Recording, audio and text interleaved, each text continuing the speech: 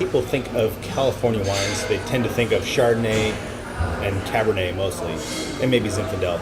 But from the early days, you've been really committed to Rhone varietals way back before it was popular. Why did you have that commitment to Rhone varietals here in California? Well, it was quite accidental. I mean, I originally wanted to make Pinot Noir. I still want to make Pinot Noir. Everybody wants to make Pinot Noir. But my hopes for Pinot Noir were somewhat dashed. And the reason I discovered Rhone varieties was really kind of this imagining that they would do well in California. It was a desire for success and fear of failure. I mean, it was just a defensive survival mechanism. I thought it's warm and dry in southern France, it's warm and dry in the central coast of California, maybe Rhone varieties will do well. Indeed, they do very well. They like it here. They're well adapted.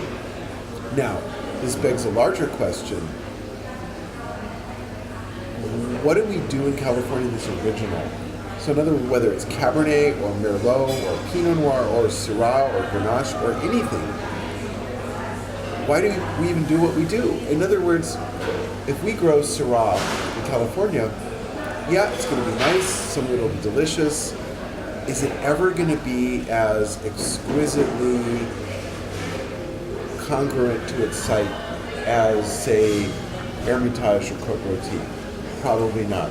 Can we ever grow a Cabernet in California that's going to be as complex as a Lafite Rothschild or a Chateau Latour? I don't think so. Or a Pinot Noir that's going to be as exquisite as a Musigny.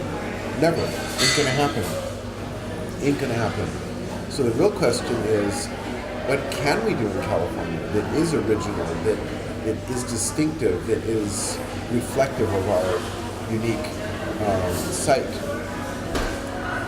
I've got some ideas, but it's not at all obvious. Not at all obvious. So you've had success with Grenache? I've had success, but as lovely as our wines are, and they are lovely, I still can't help but wonder sometimes, are they not derivative? In other words, Cigar Volant, great wine, delicious as you tasted. Yeah. Delicious wine.